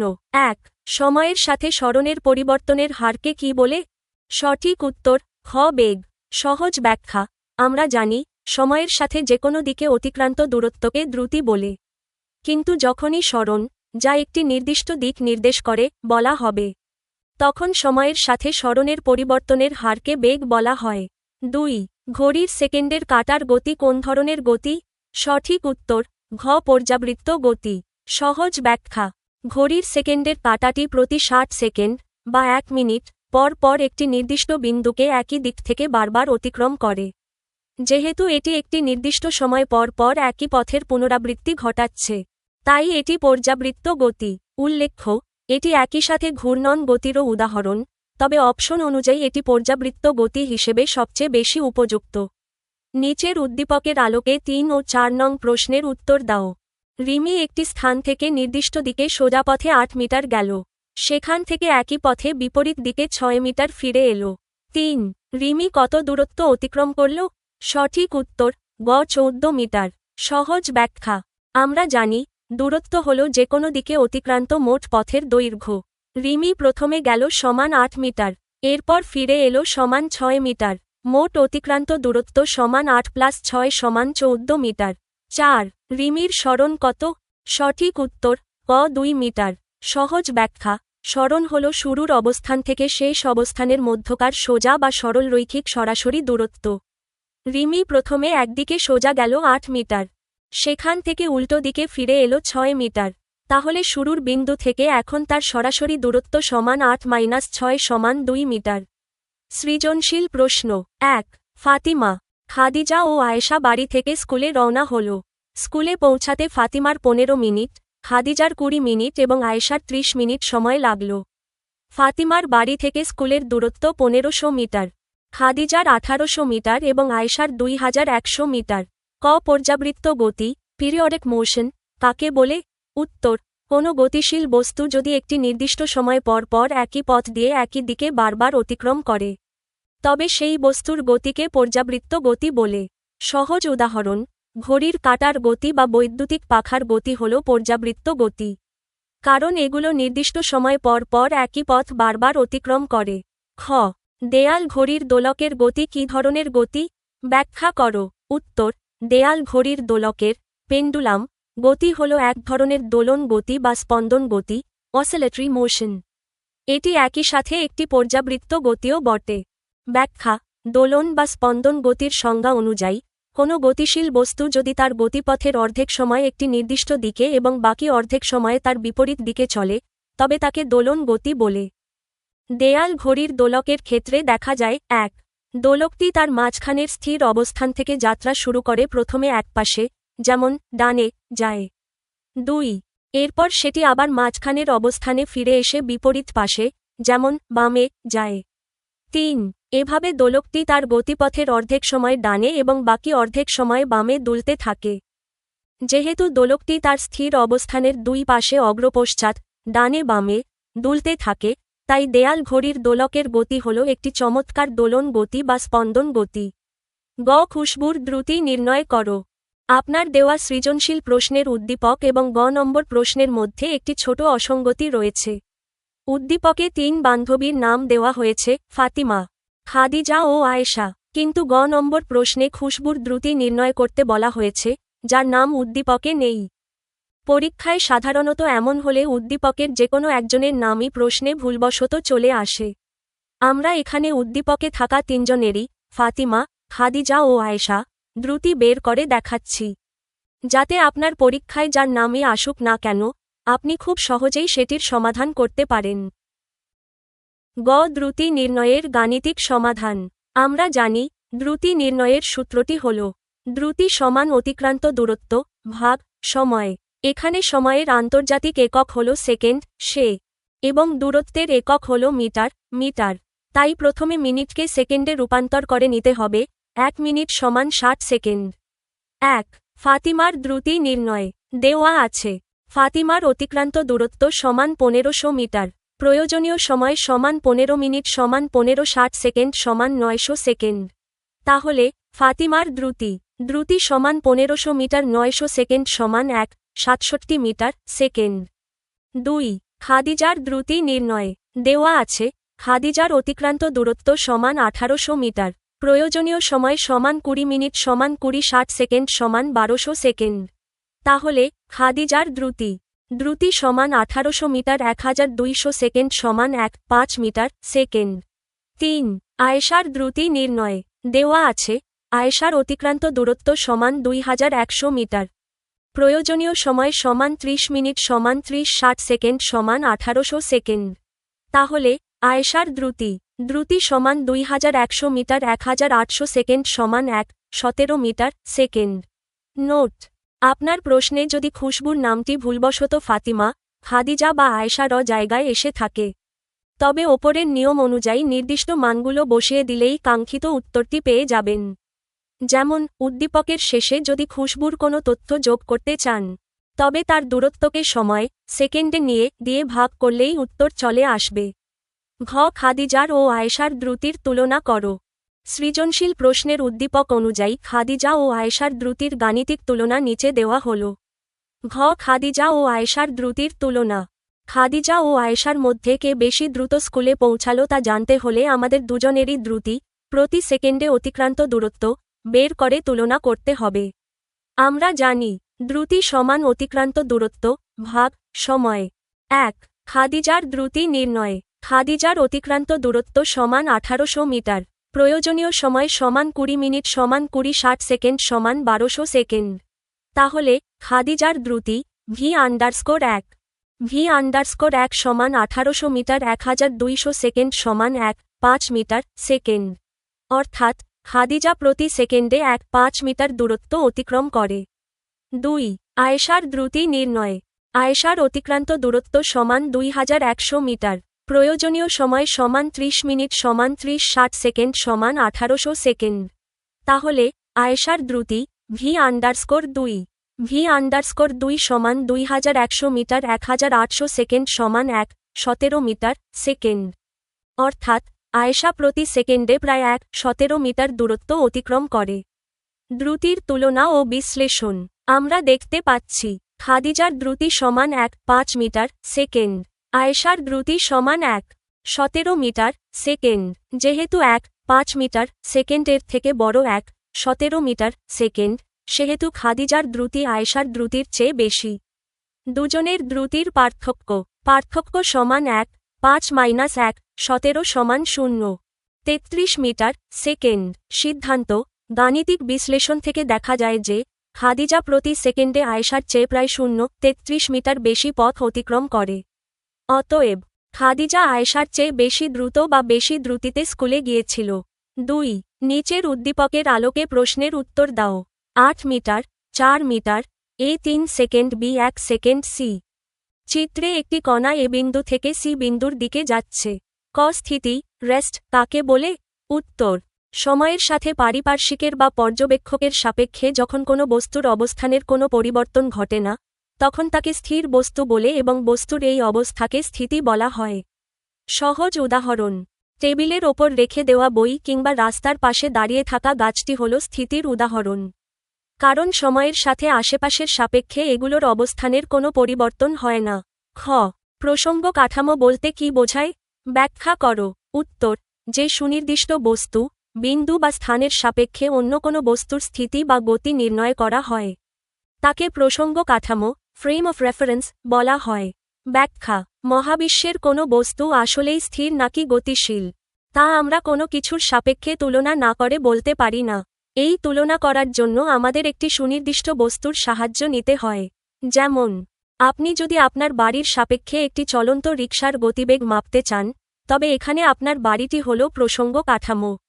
আবার, সূর্যকে কেন্দ্র করে পৃথিবী যে ঘুরছে তা বোঝার জন্য আমরা সূর্যকে স্থির ধরে হিসাব করি। এই ক্ষেত্রে সূর্য হল প্রসঙ্গ কাঠামো। প্রসঙ্গ কাঠামো যে কোনো ব্যক্তি, বস্তু বা স্থান হতে পারে, তবে গতি বা স্থিতি সঠিকভাবে পরিমাপ করার জন্য সেটিকে অবশ্যই সুনির্দিষ্ট হতে হবে। গ. এ বিন্দু থেকে সি বিন্দু পর্যন্ত যেতে কণাটির গড় বেগ নির্ণয় করো। আপনার দেওয়া উদ্দীপকের চিত্র এবং তথ্যের আলোকে সৃজনশীল প্রশ্নের গ নম্বর প্রশ্নের সমাধান নিচে ধাপে ধাপে বুঝিয়ে দেওয়া হল। গ. কণাটির গড় বেগ নির্ণয়। চিত্রে দেখা যাচ্ছে একটি কণা এ বিন্দু থেকে যাত্রা শুরু করে বি হয়ে সরাসরি সোজা পথে সি বিন্দুতে পৌঁছায়। যেহেতু কণাটি একটি সরলরেখা বরাবর একই অভিমুখে সোজা পথে যাচ্ছে, তাই তার মোট অতিক্রান্ত সরণ হবে বিন্দুগুলোর মধ্যবর্তী সরাসরি সরলরৈখিক দূরত্বের যোগফল। 1. উদ্দীপক হতে সংগৃহীত তথ্য। এ থেকে বি বিন্দুর দূরত্ব সমান 8 মিটার। বি থেকে সি বিন্দুর দূরত্ব সমান 4 মিটার। সুতরাং এ থেকে সি বিন্দু পর্যন্ত কণাটির মোট সরণ এস সমান 8 মিটার প্লাস 4 মিটার সমান 12 মিটার। এ থেকে বি বিন্দুতে যেতে প্রয়োজনীয় সময় সমান 3 সেকেন্ড। বি থেকে সি বিন্দুতে যেতে প্রয়োজনীয় সময় সমান 1 সেকেন্ড। সুতরাং এ থেকে সি বিন্দু পর্যন্ত যেতে মোট প্রয়োজনীয় সময় টি সমান 3 সেকেন্ড প্লাস 1 সেকেন্ড সমান 4 সেকেন্ড। 2. গড় বেগ নির্ণয়ের সূত্র। আমরা জানি গড় বেগ সমান মোট সরণ ভাগ মোট সময়। গড় বেগ সমান এস ভাগ টি। 3. গাণিতিক হিসাব। সূত্রে মানগুলো বসিয়ে পাই। গড় বেগ সমান 12 মিটার ভাগ 4 সেকেন্ড সমান 3 মিটার সেকেন্ড। উত্তর: কণাটির এ বিন্দু থেকে সি বিন্দু পর্যন্ত গড় বেগ 3 মিটার সেকেন্ড মিটার সেকেন্ড। ঘ A B O B C অংশে বেগের পার্থক্য নির্ণয় করো। উদ্দীপকের চিত্র এবং তথ্যের আলোকে A B O B C অংশে কণাটির বেগের পার্থক্য নিচে গাণিতিক বিশ্লেষণের মাধ্যমে নির্ণয় করা হল। ঘ A B O B C অংশে বেগের পার্থক্য নির্ণয়। A B O B C অংশের বেগের পার্থক্য বের করতে হলে প্রথমে আমাদের আলাদা আলাদাভাবে দুটি অংশের বেগ নির্ণয় করতে হবে। আমরা জানি বেগ সমান সরণ ভাগ সময়। 1. এ বি অংশে কণাটির বেগ v_ab নির্ণয়। এ বি অংশে সরণ s_1 সমান 8 মিটার। প্রয়োজনীয় সময় t_1 সমান 3 সেকেন্ড।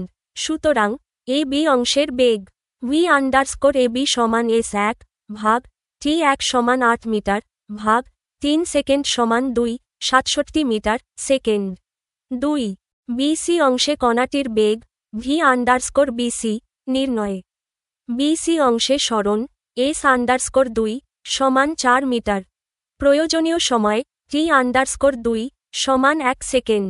সুতরাং বিসি অংশের বেগ v_bc সমান s2 ভাগ t2 সমান 4 মিটার ভাগ 1 সেকেন্ড সমান 4 মিটার সে। 3. বেগদ্বয়ের পার্থক্য নির্ণয়। আমরা দেখতে পাচ্ছি বিসি অংশের বেগ 4 মিটার সেকেন্ড এ বি অংশের বেগ অপেক্ষা 67 মিটার সেকেন্ড বেশি। সুতরাং দুই অংশের বেগের পার্থক্য। বেগের পার্থক্য সমান v_bc v_ab। বেগের পার্থক্য সমান 4 metre second minus 67 metre second সমান 33 মিটার সেকেন্ড। ভগ্নাংশে হিসাব করলে 4-8 ভাগ 3 সমান 12-8 ভাগ 3 সমান 4 ভাগ 3 মিটার বা প্রায় 33 মিটার সেকেন্ড। সিদ্ধান্ত: কণাটির এ বি এবং বি সি অংশের বেগের পার্থক্য হল 33 মিটার সেকেন্ড। কণাটি প্রথম অংশের তুলনায় দ্বিতীয় অংশে বিসি অংশে বেশি দ্রুত চলেছে। সংক্ষিপ্ত উত্তর প্রশ্ন 1. সিলিং ফ্যানের গতি কোন ধরনের গতি? ব্যাখ্যা করো। উত্তর: সিলিং ফ্যানের গতি হল মূলত ঘূর্ণন গতি রোটেশনাল মোশন। তবে এটি একই সাথে একটি পর্যাবৃত্ত গতিরও পিরিয়ডিক মোশন চমৎকার উদাহরণ। ব্যাখ্যা: ঘূর্ণন গতি হিসেবে ব্যাখ্যা। ঘূর্ণন গতির সংজ্ঞা অনুযায়ী কোনো বস্তু যদি একটি নির্দিষ্ট বিন্দু বা অক্ষকে কেন্দ্র করে তার চারদিকে ঘোরে এবং বস্তুর কণাগুলো ভিন্ন ভিন্ন ব্যাসার্ধের বৃত্তাকার পথে চলে, তবে তাকে ঘূর্ণন গতি বলে। সিলিং ফ্যানের ক্ষেত্রে দেখা যায় ফ্যানের ব্লেড বা পাখাগুলো মাঝখানের একটি নির্দিষ্ট অক্ষকে কেন্দ্র করে চারদিকে ঘোরে। ফ্যানের পাখার ওপর অবস্থিত বিভিন্ন বিন্দু কেন্দ্র থেকে তাদের দূরত্ব অনুযায়ী ছোট বড় বিভিন্ন ব্যাসার্ধের বৃত্তাকার পথ তৈরি করে ঘোরে। তাই সিলিং ফ্যানের গতি প্রধানত ঘূর্ণন গতি। পর্যাবৃত্ত গতি হিসেবে ব্যাখ্যা: আবার কোনো গতিশীল বস্তু যদি নির্দিষ্ট সময় পর পর একই পথ একই দিক থেকে বারবার অতিক্রম করে, তবে তাকে পর্যাবৃত্ত গতি বলে। সিলিং ফ্যানটি যখন একটি নির্দিষ্ট গতিতে কনস্ট্যান্ট স্পিড ঘুরতে থাকে, তখন এর পাখাগুলো একটি নির্দিষ্ট সময় পর পর একই পথ বারবার অতিক্রম করে। এই কারণে সিলিং ফ্যানের গতি একটি পর্যাবৃত্ত গতিও বটে। 2. সাইকেলের চাকার গতি একটি জটিল গতি, ব্যাখ্যা করো।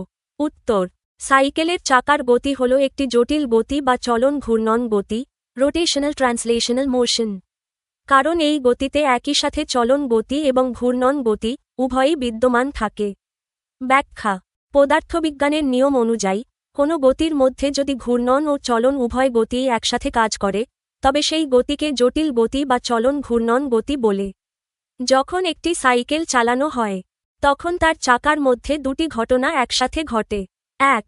ঘূর্ণন গতি। সাইকেলের চাকাটি তার মাঝখানের অক্ষ বা স্পিন্ডলকে কেন্দ্র করে গোল হয়ে ঘুরতে থাকে। এটি চাকার ঘূর্ণন গতি। ২. চলন গতি। চাকাটি শুধু এক জায়গায় দাঁড়িয়ে ঘোরে না, বরং ঘোরার সাথে সাথে পুরো সাইকেলটিকে নিয়ে সামনের দিকে একটি সরল রেখা বরাবর এগিয়ে যায়। এটি চাকার চলন গতি। যেহেতু সাইকেলের চাকাটি ঘোরার, ঘূর্ণন, পাশাপাশি সামনের দিকে পথ অতিক্রম, চলন করছে, তাই চাকার এই গতিকে একক কোনো গতি না বলে চলন ঘূর্ণন গতি বলা হয়। ৩. দ্রুতি ও বেগের মধ্যে দুইটি পার্থক্য লেখো। দ্রুতি ও বেগের মধ্যে দুটি প্রধান পার্থক্য নিচে দেওয়া হল। বৈশিষ্ট্য: দ্রুতি স্পিড, বেগ ভেলোসিটি। ১. সংজ্ঞা ও দিক। যে কোনো দিকে একক সময়ে অতিক্রান্ত দূরত্বকে দ্রুতি বলে। এর শুধুমাত্র মান আছে, কিন্তু কোনো নির্দিষ্ট দিক নেই, এটি স্কেলার রাশি। নির্দিষ্ট দিকে একক সময়ে অতিক্রান্ত দূরত্বকে বা সরণের হারকে বেগ বলে। এর মান ও দিক উভয়ই আছে, এটি ভেক্টর রাশি। ২. হিসাবের ভিত্তি। দ্রুতি পরিমাপ করা হয় অতিক্রান্ত মোট দূরত্বের ওপর ভিত্তি করে। অর্থাৎ দ্রুতি সমান দূরত্ব ভাগ সময়। বেগ পরিমাপ করা হয় বস্তুর সরণের ওপর ভিত্তি করে। অর্থাৎ বেগ সমান সরণ ভাগ সময়। আজ আমরা দেখলাম, আমাদের চারপাশের প্রতিটি ঘটনার পেছনেই রয়েছে গতি। চলন্ত গাড়ি থেকে শুরু করে ঘড়ির কাঁটা, এমনকি পৃথিবীর নিজের চলাও গতির উদাহরণ। এবার তোমাদের জন্য একটি প্রশ্ন: তোমরা যখন রাতে ঘুমিয়ে থাকো, তখন কি সত্যিই স্থির থাকো? উত্তর খুঁজে বের করার দায়িত্ব রইল তোমাদের। আপনারা আমাদের ভুলগুলো কমেন্টে জানাতে পারেন। যদি উপকৃত হন, তবে সাবস্ক্রাইব করুন, ভিডিওটি শেয়ার করুন এবং বন্ধুদের সঙ্গে জানিয়ে দিন। আমাদের আয়োজন এমনভাবে পরিকল্পনা করা হয়েছে যাতে শিক্ষার্থীরা কোনো গাইড বই ছাড়াই নিজস্বভাবে আনন্দের সঙ্গে শিখতে পারে এবং জ্ঞান অর্জন করতে পারে। ধন্যবাদ।